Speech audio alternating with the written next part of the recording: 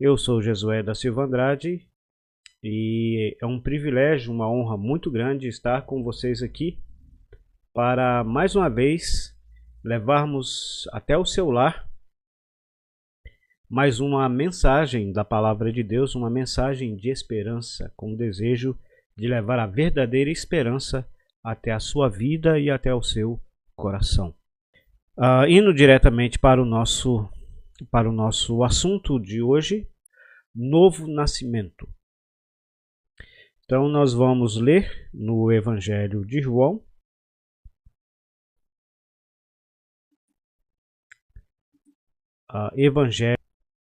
nós vamos ler do versículo 1 até o versículo 5, e depois nós vamos ler o versículo 14 até o versículo 16. Evangelho de João, capítulo 3, versículo 1 até o versículo 5. Nós lemos assim: Havia entre os fariseus um homem chamado Nicodemos, um dos principais dos judeus. Este de noite foi ter com Jesus e lhe disse: Rabi, sabemos que és mestre vindo da parte de Deus, porque ninguém pode fazer estes sinais que tu fazes, se Deus não estiver com ele. A isto respondeu Jesus: em verdade te digo que, se alguém não nascer de novo, não pode ver o reino de Deus. Perguntou-lhe Nicodemos: como pode um homem nascer sendo velho? Pode porventura voltar ao ventre materno e nascer segunda vez? Respondeu-lhe Jesus: em verdade te digo, quem não nascer da água e do Espírito não pode entrar no reino de Deus. E do mesmo modo, porque Moisés levantou a serpente no deserto, assim importa que o Filho do Homem seja levantado, para que todo aquele que nele crê tenha a vida eterna. Porque Deus amou ao mundo de tal maneira que deu o seu Filho unigênito, para que todo aquele que nele crê não pereça, mas tenha a vida eterna. Somente esses versículos, por enquanto. Que Deus mais uma vez em sua graça nos ajude, e a compreender, e a expor a sua palavra da maneira mais clara possível. Esse assunto, o assunto do novo nascimento, ao longo dos séculos, é um dos assuntos mais controversos no meio da cristandade professa. E eu acredito que, principalmente nos nossos dias, a maioria das pessoas que professam cristã, independente da denominação religiosa que ela frequenta, talvez não saiba o que seja o novo nascimento. E o novo nascimento ele é algo extremamente necessário para todos os seres humanos. Para todos os seres humanos. E o próprio Senhor Jesus Cristo ele vai dizer isso, que é necessário nascer de novo. E assim, pelo menos dois motivos o Senhor Jesus Cristo nos apresenta o porquê que o novo nascimento ele é necessário. O primeiro motivo é para ser possível o ser humano ver o reino de Deus. Interessante isso. Para o ser humano ver o reino de Deus, é necessário ele nascer de novo. Se você pegar o texto que nós lemos, voltando lá nele novamente, a primeira parte, principalmente os primeiros 3 versículos. Havia entre os fariseus um homem chamado Nicodemos, um dos principais dos judeus. Este de noite foi ter com Jesus e lhe disse: Rabi, sabemos que és mestre vindo da parte de Deus, porque ninguém pode fazer estes sinais que tu fazes se Deus não estiver com ele. A isto, diante daquilo que Nicodemos acabara de falar, o Senhor Jesus Cristo responde a Nicodemos. A isto respondeu Jesus: em verdade te digo, se alguém não nascer de novo, não pode ver o reino de Deus. Essa expressão aqui, reino de Deus, ela tem sido bastante controversa. E muitas pessoas, por falta de um cuidado ao ler a palavra de Deus, não conseguem entender. Porque a expressão reino de Deus, ela deve ser entendida de acordo com o seu contexto. Ela não significa a mesma coisa em todos os textos. Dependendo do contexto, reino de Deus vai estar se referindo ao reino de Deus em mistério. Principalmente quando está relacionado às parábolas. Parábola do semeador, parábola da semente. No Evangelho de Mateus usa a expressão reino dos céus. O Evangelho de Marcos e Lucas, ao tratar das parábolas, ele vai dizer reino de Deus. Então, nesse contexto, reino dos céus e reino de Deus, tem similaridades, são palavras intercambiáveis, são expressões intercambiáveis, ou seja, se referindo à mesma situação. E nesse caso, é o reino de Deus em mistério. Os judeus haviam rejeitado o Senhor Jesus Cristo e sua mensagem, assim como os seus milagres. Eles não queriam crer no Senhor Jesus Cristo. Então, o Senhor Jesus Cristo passa a dirigir a sua mensagem aos gentios. E nele fazer isso, como se aflui as multidões, ele passa a ensinar em mistérios. Ele vai ensinar em parábola, por meio de parábolas, que são comparações. Então, por isso que ele vai ensinar a parábola do semeador, ele vai ensinar a parábola da semente de mostarda, ele vai falar sobre a parábola do joio e do trigo e etc. O reino de Deus é semelhante. Então, nesse contexto, é o reino de Deus em mistério e como ele está se desenvolvendo aos olhos da humanidade. Com a morte do Senhor Jesus Cristo na cruz do Calvário, o reino de Deus foi inaugurado nesse aspecto e ele está se desenvolvendo. E as parábolas retratam aspectos do reino de Deus nesse ponto de vista e, infelizmente, nesse aspecto, em alguns casos, ele se refere às pessoas verdadeiramente salvas, que nasceram de novo, e também pessoas que ainda não foram salvas, mas professam ter alguma relação com o Senhor Jesus Cristo. Então a gente precisa entender isso. Dependendo do contexto que você for ler, reino de Deus vai estar se referindo ao futuro reino milenar de Cristo, quando Cristo voltar em grande poder e glória, e a partir de Jerusalém. Ele volta com a igreja e a partir de Jerusalém ele governará sobre essa terra por 1000 anos. É o que nós conhecemos como milênio, e é um milênio literal mesmo.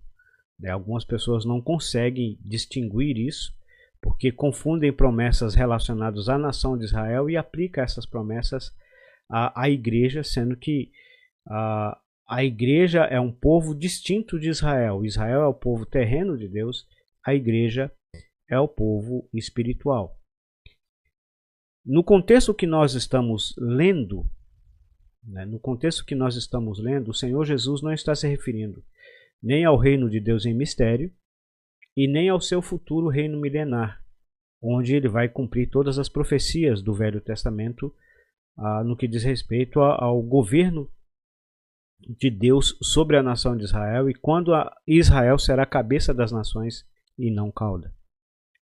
Agora, qual que é o sentido aqui então, se não é nem o reino de Deus em mistério, como é ensinado nas parábolas, se também não é o futuro reino milenar do Senhor Jesus Cristo cumprindo as profecias relacionadas à nação de Israel, Qual que é o sentido aqui de Nicodemos?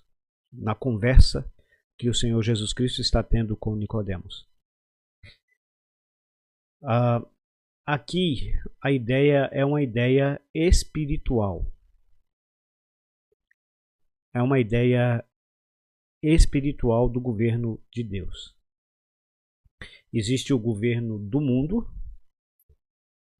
Mundo ali, quando nós vamos ler a palavra mundo nas Escrituras Sagradas e quando falamos, principalmente nesse sentido aqui, nesse contexto aqui, é o sistema humano organizado em rebelião contra Deus. E há alguém que está por trás desse sistema, que é o inimigo de nossas almas. Efésios capítulo 2, a partir do versículo 1, deixa isso bem claro, né? Ele vos deu vida, estando vós mortos em vossos delitos e pecados, nos quais andastes outrora, segundo o curso deste mundo,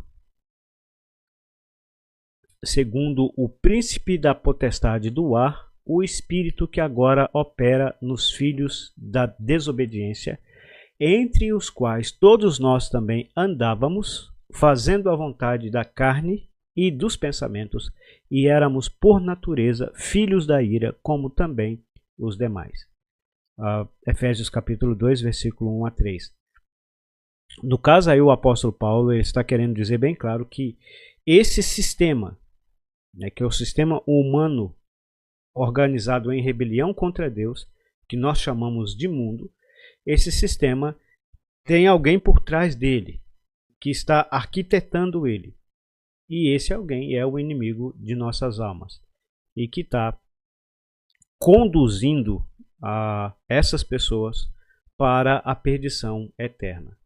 E existe o outro, que é o reino de Deus, no caso, a esfera de governo, o sistema de governo organizado e governado pelo próprio Deus. Então, existe aqueles que fazem parte do reino de Deus, nesse sentido espiritual, e existe aqueles que fazem parte do reino deste mundo. Não existem pessoas que estão em cima do muro. Tem algumas pessoas que têm essa ideia de que elas estão em cima do muro. Mas elas não estão. Não existe pessoas em cima do muro. Ou alguém faz parte do reino do mundo, ou alguém faz parte do reino de Deus. E é interessante que a conversa que está sendo travada nesse capítulo 3 do Evangelho de João é entre o Senhor Jesus Cristo e um dos maiores teólogos dos seus dias, este homem chamado Nicodemos. O Espírito Santo, ao dirigir o apóstolo João a registrar esse fato histórico, esse encontro de Nicodemos com o Senhor Jesus Cristo, o Espírito Santo dirige o apóstolo a deixar detalhado algumas coisas, né? Havia entre os fariseus, então, observe bem que os fariseus era a elite religiosa daqueles dias. Eram as pessoas mais religiosas do judaísmo. Tanto é que a palavra de Deus, que é a palavra fariseu, a palavra fariseu, né, significa separado. Alguém que é separado, alguém que é consagrado. E religiosamente falando, alguém que se dizia ser um fariseu, pelo menos na mente das pessoas, era alguém que tinha tomado a decisão de consagrar a sua vida ao Senhor, de consagrar a sua vida a Deus, pelo menos do ponto de vista religioso. Então, existia um grupo de pessoas separadas, e entre essas pessoas havia esse homem chamado Nicodemos. Já destacando assim que ele era, dentre os fariseus, ele já se destacava. E o texto ainda diz, um dos principais dos judeus. Ou seja, ele era um dos proeminentes, um dos homens mais inteligentes, mais sábios, mais conhecedores da Torá e do Talmud dos seus dias. Com toda certeza, Nicodemos era alguém que palestrava para as pessoas de uma maneira bem eloquente, e as pessoas ficavam admiradas com o seu conhecimento das Escrituras Sagradas. Pelo menos as Escrituras Sagradas do seu tempo. E ele vai ter de noite com o Senhor Jesus. Existe muita especulação aqui, o porquê que ele vai ter de noite. Eu não vou entrar nessas especulações. Mas o importante não é o porquê que ele foi estar de noite com o Senhor Jesus. O importante é que ele foi encontrar com o Senhor Jesus. Então, e isso que a gente precisa entender. O importante não é a situação em que você se encontra neste momento. Talvez você esteja vivendo um momento feliz, agradável na sua vida. Um momento onde você se sente realizado em várias áreas da sua vida. Mesmo assim, você é um pecador e você precisa encontrar-se com o Senhor Jesus, como Nicodemos fez. Talvez você está passando por um momento de turbulência. Talvez você está passando por um momento de tribulação, de angústia, onde lágrimas, choro e sofrimento têm sido características principais dos últimos anos da sua vida, dos últimos dias da sua vida. Talvez você está até se desesperando, não tendo para onde ir. Mas assim como Nicodemos foi encontrar com o Senhor Jesus, você pode encontrar com o Senhor Jesus. E assim como Nicodemos conversou com o Senhor Jesus, você pode expor a sua vida, a sua situação, os seus problemas, as suas lutas, as suas angústias, as suas dúvidas para o Senhor Jesus. E assim como o Senhor Jesus Cristo ajudou a Nicodemos a entender a verdade em relação ao novo nascimento, assim o Senhor Jesus Cristo também pode levar você a compreender a realidade do novo nascimento e transformar a sua vida. Porque esse vai ser o resultado, pelo menos, daqueles que realmente desejam conhecer a Cristo de fato. O Senhor Jesus Cristo deseja transformar as suas vidas. Então você pode. Pode ser que você esteja vivendo um momento escuro na sua vida, uma noite. Mas você pode também encontrar-se com o Senhor Jesus. E Nicodemos vai dizer ao Senhor Jesus, né? Sabemos que é mestre vindo de Deus, porque ninguém pode fazer os sinais que tu fazes se Deus não for com ele. Nicodemos, ao dizer isso, e é interessante que parece que Nicodemos está elogiando o Senhor Jesus. Isso muitas das vezes é algo comum que acontece entre mestres, né? Entre professores, um elogiando o outro, né? Um dando tapinha nas costas do outro. Nicodemos então está falando, olha, sabemos que é mestre vindo de Deus, mais um mestre. Porque o Senhor está fazendo sinais, e esses sinais que o Senhor está fazendo é prova, é uma prova de que Deus é com o Senhor. Aí o Senhor Jesus Cristo diz claramente para ele. O Senhor Jesus não vai retribuir os elogios, antes pelo contrário, porque aqueles elogios que Nicodemos está dizendo para Nicodemos, o Senhor Jesus era mais um mestre. Só com algumas credenciais diferentes dele e dos seus companheiros do Sinédrio, porque ele estava fazendo milagres, realizando sinais. Então, só que o Senhor Jesus Cristo não vai trocar elogios com Nicodemos. O Senhor Jesus vai dizer para Nicodemos: em verdade te digo, se alguém, inclusive isso inclui Nicodemos, se alguém não nascer de novo, ele não pode ver o reino de Deus. Ele não pode ver o reino de Deus. Agora você imagina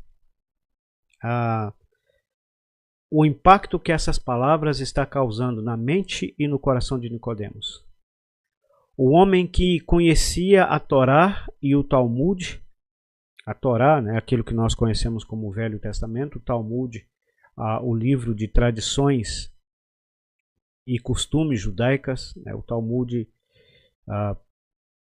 ele era um livro à parte da Torá, mas tão valorizada como ou até mais do que a Torá, né, que é aquilo que nós conhecemos hoje como o Velho Testamento, é a Torá. Mas Nicodemos está ouvindo isso, ele conhecia a lei desde tenra idade. Era alguém que discursava nas sinagogas aos sábados, era alguém que debatia com os maiores líderes religiosos. E um detalhe, Nicodemos era alguém que sabia falar o hebraico, porque era a língua nativa dele. Era alguém que sabia falar o grego, que era uma das línguas mais faladas no Novo Testamento, no período do Novo Testamento. E era alguém que sabia falar o latim, que era a língua oficial do Império Romano, que dominava a Palestina, né? A região da Palestina, a região de Israel, naqueles dias. Nicodemos sabia falar o aramaico, que era uma das línguas também que era falada ali naqueles dias. Ele, como alguém prolixo e que tinha que conversar com muitas pessoas, Nicodemos podia conversar com autoridades políticas, civis e religiosas no seu tempo, claramente e francamente, porque provavelmente ele tinha uma grande gama de conhecimento em várias áreas. Nicodemos era de uma família nobre, provavelmente. Nicodemos era alguém que tinha os seus rituais religiosos. Circuncidado quando criança, ao 8º dia do seu nascimento, como determinava a lei, e que conhecia todos os rituais, todos os sacrifícios que era ordenado, e que celebrava as festas que os judeus celebravam. Esse homem extremamente religioso e com esse conhecimento tão profundo no aspecto religioso, né, no aspecto intelectual, está ouvindo o Senhor Jesus Cristo dizer: você precisa nascer de novo. Para você ver o reino de Deus. Mas o que é esse ver? Erroneamente, muita gente associa isso ao ato da glória futura, ou dos salvos. Aqueles que morrem em Cristo, o corpo é sepultado e a alma e o espírito vão estar com o Senhor, aguardando, no caso, a ressurreição do corpo, no arrebatamento da igreja. E aqueles que estiverem vivos, né, estão aguardando o dia que o Senhor Jesus Cristo vier buscá-los. E nós, né, se isso acontecer, e pode acontecer agora, enquanto nós estamos fazendo essa live, nós seremos transformados. Então tem pessoas que acham que ver o reino de Deus é nesse sentido, de poder ver lá. Não, mas não é isso que a palavra de Deus está dizendo. Ver aqui é no sentido de entender, de compreender, de experimentar. Mas por que isso? Porque 2 Coríntios capítulo 4, versículo 3 e 4, deixa isso bem claro. Que o Deus desse século, Deus ali é minúsculo, né, cegou o entendimento dos incrédulos.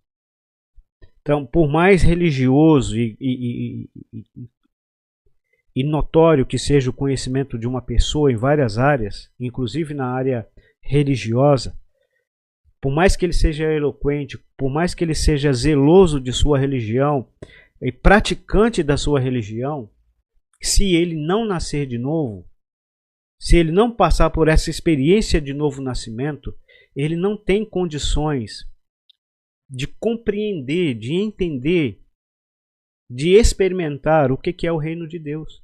Por quê? Porque o seu entendimento está cegado pelo inimigo de nossas almas. Enquanto a pessoa ele não passa a crer naquilo que a palavra de Deus diz, na sua pureza e simplicidade, aceitando a palavra de Deus como ela é, a palavra de Deus, não há como ele experimentar, ele entender, ele compreender o que é o reino de Deus. Então ele precisa nascer de novo. O novo nascimento é extremamente necessário para alguém poder ver o reino de Deus. E em Romanos capítulo 13, Romanos capítulo 14, versículo 17, a palavra de Deus deixa bem claro que o reino de Deus não é comida e nem bebida, mas justiça e paz e alegria no Espírito Santo. Ou seja, a justiça, que é a justiça que Deus imputa a todo aquele que crê. Paz, a reconciliação que Deus faz com o pecador mediante a obra do seu Filho, o Senhor Jesus Cristo. E a alegria, trazendo a salvação, a alegria da salvação ao coração do pecador que se encontra perdido.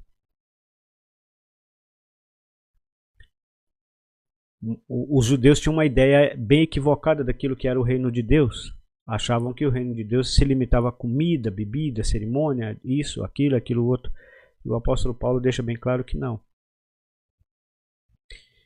É a justiça que Deus imputa a todo aquele que crê.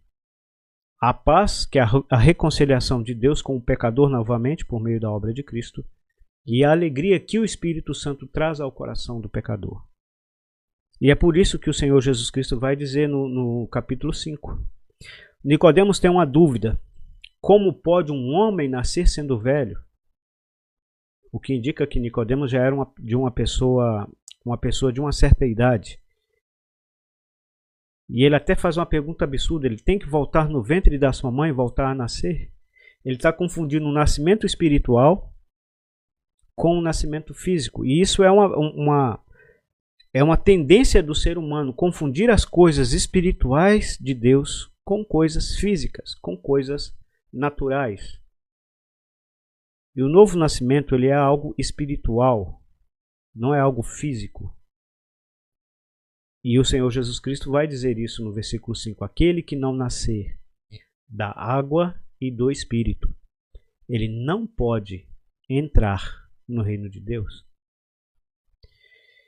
Em outras palavras, Nicodemos, para você realmente saber o que o Senhor Jesus Cristo está dizendo a Nicodemos, para você realmente saber quem eu sou e o que eu estou fazendo e o que eu vou fazer, isso aí o Senhor Jesus Cristo dizendo de si, né? Você precisa realmente nascer de novo. Em outras palavras,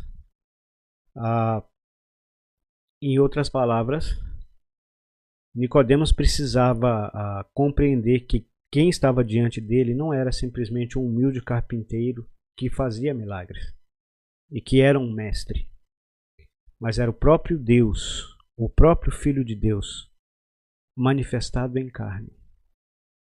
E para ele compreender essa verdade na sua totalidade, ele precisava nascer de novo.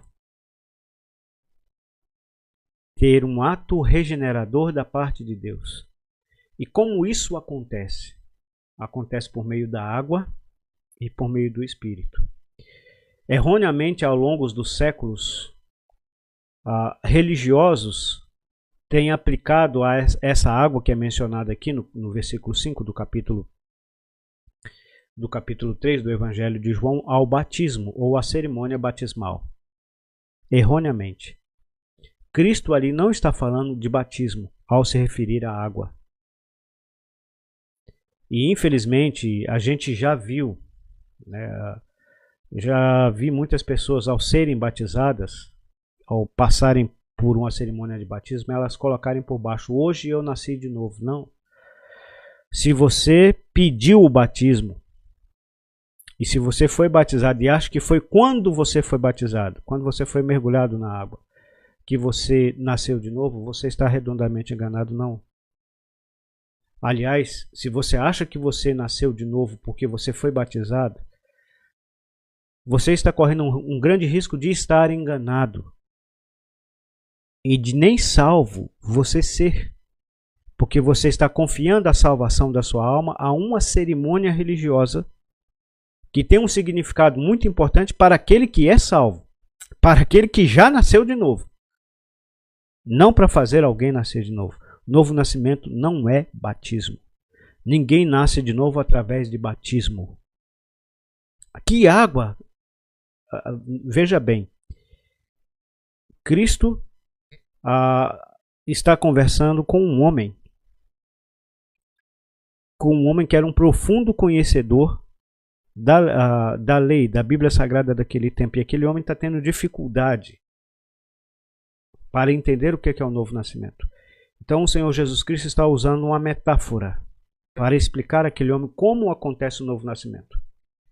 Então o Senhor Jesus Cristo vai explicar: aquele que não nascer da água e do Espírito. O que é essa água? Vamos voltar para o texto. Evangelho de João, capítulo 4, versículo 13 e 14. Afirmou-lhe Jesus: quem beber desta água tornará a ter sede. A conversa que ele está tendo com a samaritana. Aquele, porém, que beber da água que eu lhe der, que água que ele está falando aqui? Ele está falando de batismo, mas ele está falando da sua palavra. A água que eu lhe der, a sua mensagem. A mensagem de vida que ele traz, de salvação que ele traz, de verdadeira esperança que ele traz. A mensagem de perdão de pecados.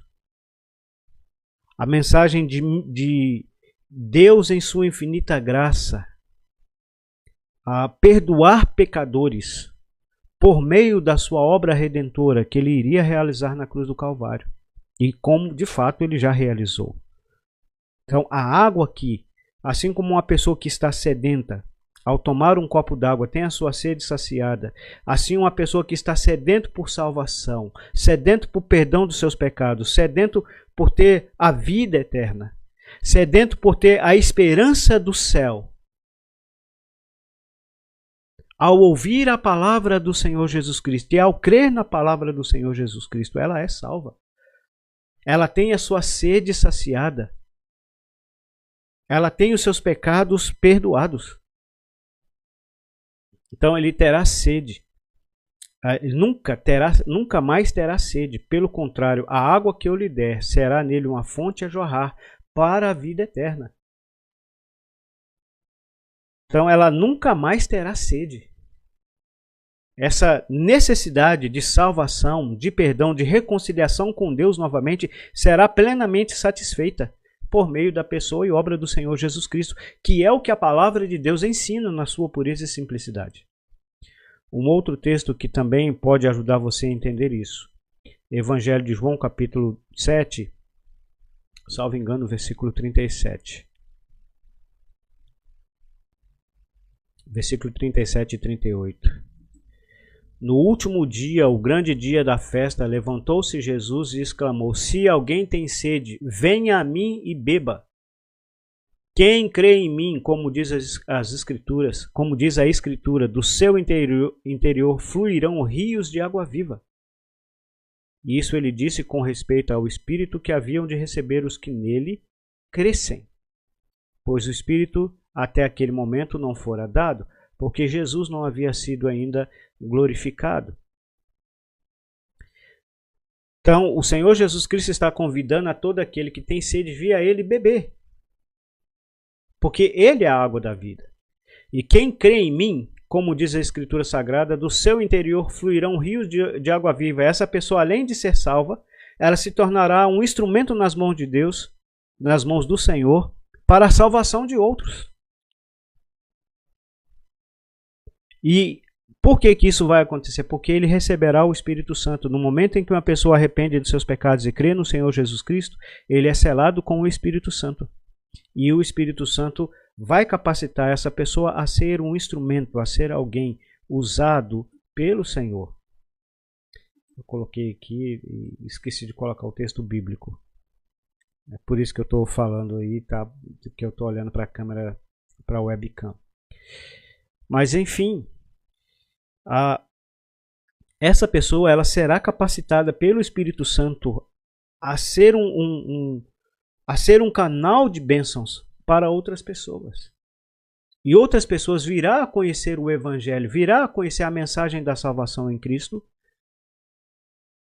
por meio dessa pessoa que creu no Senhor Jesus, que foi selado com o Espírito Santo. E observa o que o Senhor Jesus vai dizer? Aquele que não nascer da água, a água, o Espírito. A água, a palavra de Deus. E o Espírito Santo. A água aqui, a água que é ensinada no capítulo 3, no versículo 5, é a palavra de Deus, não é o batismo. Em verdade vos digo, quem não nascer da água e do Espírito não pode entrar no reino de Deus.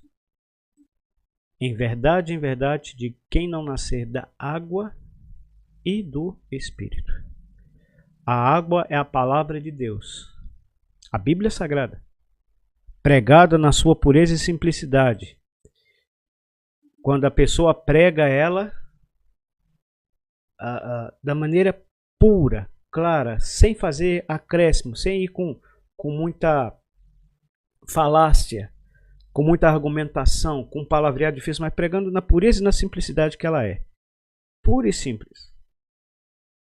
Ela vai levar essa pessoa a compreender a verdade em relação a Deus, em relação à pessoa do Senhor Jesus Cristo e em relação àquilo que é o pecado e o estrago que o pecado fez no ser humano e na humanidade. E vai apontar a palavra de Deus, ela sempre aponta para o Senhor Jesus como o único meio de salvação. E no momento em que a pessoa arrepende de seus pecados e ela crê no Senhor Jesus como Senhor e Salvador, ela é selada com o Espírito Santo. O Espírito Santo vem sobre essa pessoa, passa a habitar na vida dessa pessoa. E ao vir fazer isso, o Espírito Santo confere a essa pessoa uma nova natureza. Por isso, nascer de novo. Segundo os estudiosos do grego, a palavra nascer de novo, no original, é nascer de cima. É algo que vem de cima do céu. Então, esses dois motivos o Senhor Jesus Cristo nos apresenta aqui. Por que a pessoa precisa nascer de novo? Primeiro, para ela realmente entender o que é o reino de Deus. E o segundo motivo, para poder fazer parte do reino de Deus. Então, o novo nascimento é uma transformação espiritual que acontece com todo aquele que crê na palavra de Deus e recebe o Espírito Santo. E o Senhor Jesus, como que ele vai ilustrar o novo nascimento? Ele vai ilustrar nos versículos 14 até o versículo 17. E do modo porque Moisés levantou a serpente no deserto, assim importa que o Filho do Homem seja levantado, para que todo aquele que nele crê tenha a vida eterna. Porque Deus amou ao mundo de tal maneira que deu o seu Filho unigênito, para que todo aquele que nele crê não pereça, mas tenha a vida eterna. Você observou o que o Senhor Jesus está dizendo aqui? Já parou para prestar atenção nessas palavras? Se você ler lá em Números, capítulo 21, versículo 4 até o versículo 9. Se você ler lá, o povo de Israel havia cometido um grande pecado contra Deus. E por causa disso, Deus permitiu que serpentes abrasadoras viessem e picassem o povo de Israel. que estava peregrinando no deserto. E o texto da palavra de Deus nos diz que morreu muita gente de Israel por causa daquelas serpentes. Aí as pessoas arrependem. Pecamos contra Deus. Né? Elas chegam e vão dizer para Moisés: pecamos contra Deus e contra ti. Ore, rogue ao Senhor que tire de nós as serpentes abrasadoras. Aí Deus fala com Moisés: faz uma serpente e coloca numa haste, e todo aquele que olhar para a serpente ficará curado.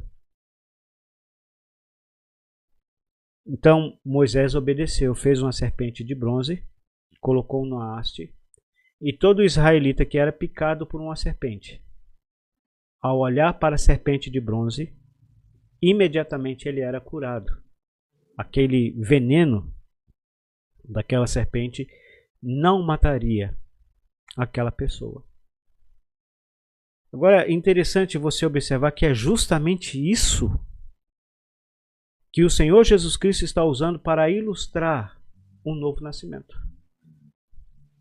Assim como, da mesma forma que Moisés levantou a serpente no deserto, assim importa que o Filho do Homem seja levantado. Nós somos pecadores e nós pecamos. Nós nascemos com a natureza pecaminosa e muito cedo essa natureza pecaminosa manifesta nas nossas vidas de diversas formas, de diversas maneiras. E o salário do pecado, ele é a morte. Romanos capítulo 6 e o versículo 23. O veneno da serpente, né, o pecado, que começou lá com os nossos pais, lá no Jardim do Éden, né, com Adão e Eva, a serpente enganando Eva, e depois Adão desobedecendo a ordem clara de Deus, também come do fruto. E ali eles pecam contra Deus e nós herdamos a natureza pecaminosa deles. E essa é a situação que se encontra o ser humano diante de Deus, morto em seus delitos e pecados. Assim como um israelita, ao ser picado pela serpente, a morte seria certa.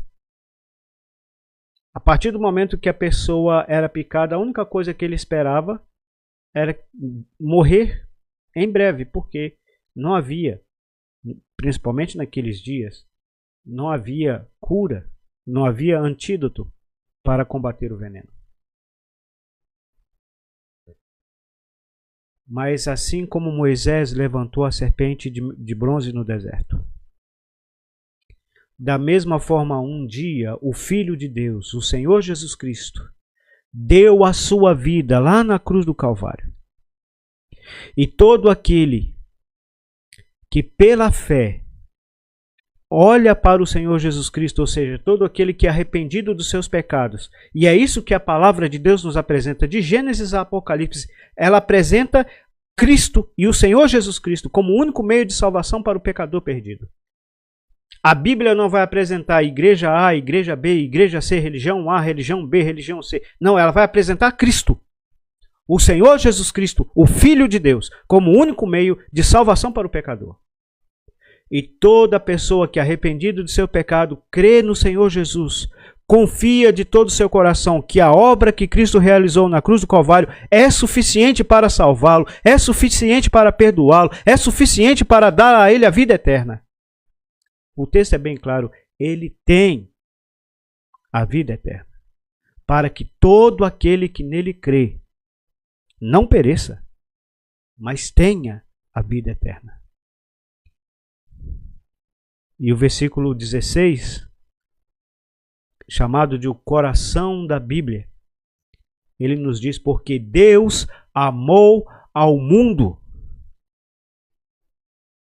Deus amou ao mundo. Desde Adão até a consumação dos séculos. Todo ser humano que pisou, que está pisando e que, se Deus permitir, ainda vai pisar sobre essa face da terra, foi amado por Deus a tal ponto de ele dar o seu unigênito Filho. Deus amou ao mundo de tal maneira que deu o seu unigênito Filho, para que todo aquele... Deus amou ao mundo e o seu Filho, o Senhor Jesus Cristo, morreu para pagar a salvação de todo mundo. Mas infelizmente nem todos serão salvos, porque a salvação é individual. Existem aqueles que não querem ser salvos. Existem aqueles que rejeitam a salvação. Existem aqueles que rejeitam o amor de Deus. Existem aqueles que preferem a religião, que preferem as obras, que preferem a lei, que preferem os líderes religiosos. Existem aqueles que preferem a imoralidade, que preferem as drogas, que preferem o pecado que se manifesta de diversas maneiras, de diversas formas. Elas são amadas por Deus, a ponto de Deus ter dado o Filho dele para morrer por elas na cruz do Calvário. Mas elas não querem. Mas todo aquele que quer, todo aquele que verdadeiramente arrepende de seus pecados e crê no Senhor Jesus, confia nele de todo o coração, como Senhor e Salvador da sua alma, todo aquele que crer tem a vida eterna. Ele não irá perecer, mas ele tem a vida eterna. Ou seja, o pecador sem Cristo, ele está morto em seus delitos e pecados. Ele ouve a mensagem da palavra de Deus.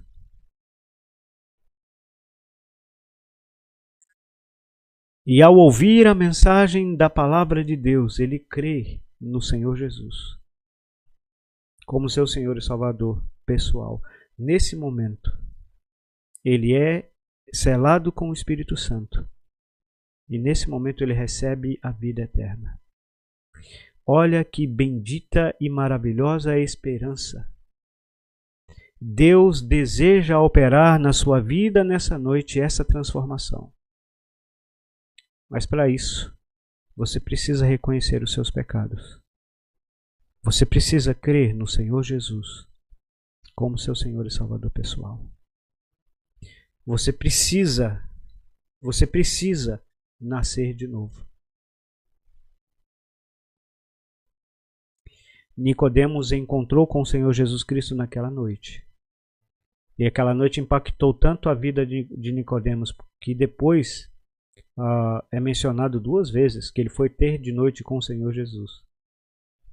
Uma das vezes defendendo o Senhor Jesus diante das acusações que o Sinédrio estava fazendo. A outra vez, junto com José de Arimateia, para pedir o corpo do Senhor Jesus para sepultá-lo. Ou seja, aquela conversa transformou a vida de Nicodemos a tal ponto que enquanto os discípulos dele estavam escondidos, com medo de serem presos e mortos, Nicodemos declaradamente foi até lá, até